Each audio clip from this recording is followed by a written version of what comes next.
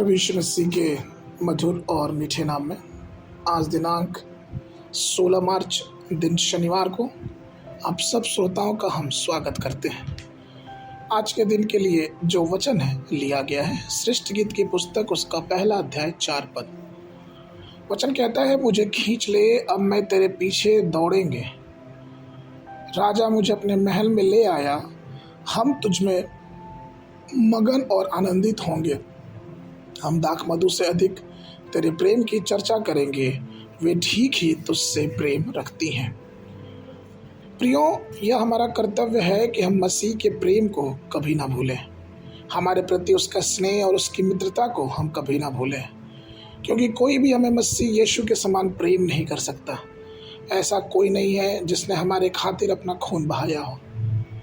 आपको जिसने अपने असीम प्रेम का स्वाद चखने दिया हो, हमें मसीह के प्रेम को ही याद रखना है। मसीह के प्रेम की तुलना सृष्टि गीत उसके पहले अध्याय के 4 पद में सुलेमान कहता है कि हम तेरे प्रेम को दाख मधु से भी अधिक स्मरण रखेंगे। नीति वचन उसके 9 के 5 में सुलेमान फिर कहते हैं, प्रभु आपको भी बुला रहा और कहता है, आओ मेरी रोटी खाओ और मेरे मसाल मिलाए हुए दाख मधु को पियो। प्रियो, आपको मालूम है जब अंगूरों को पीसा जाता है या उसको दबाया जाता है तो उसमें से रस निकलता है। जो काले अंगूर हो तो उसमें से लाल रस निकलता है। और ठीक इसी प्रकार से हमारे प्रभु यीशु मसीह का शरीर जब उस कलवरी क्रूस पे दबाया गया, या फिर यूं कहे कि जब उनको चोट पड़ी, तो उसी खून से उसने हमें और आपको खरीद लिया।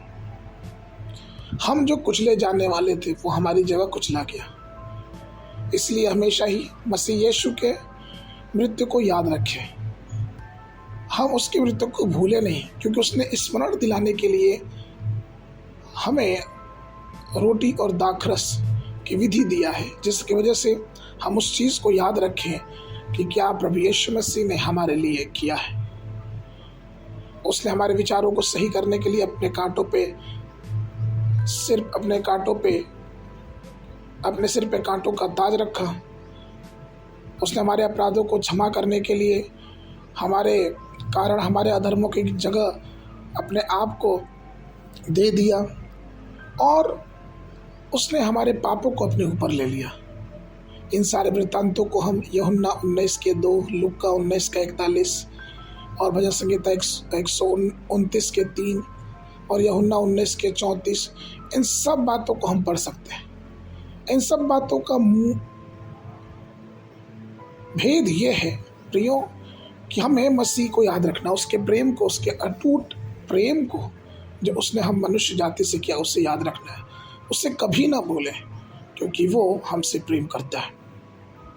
पहला कुरिन्थियों उसके 11 के 26 में वचन कहता है, क्योंकि जितनी बार तुम यह रोटी खाते और इस कटोरे में से पीते हो, उतनी बार प्रभु की मृत्यु का जब तक वह न आ जाए प्रचार करते। अर्थात हम प्रभु के मृत्यु का प्रचार तब तक करते रहते हैं जब तक हम उस दाखरस में या फिर उस रोटी से खाते हैं जो प्रभु भोज की विधि जानी जाती है। तो प्रियो, आइए हम मसीह के प्रेम को अपने जीवन में उतारें और हमेशा याद रखें कि वो हमारा सब कुछ है और उसके बिना कोई नहीं।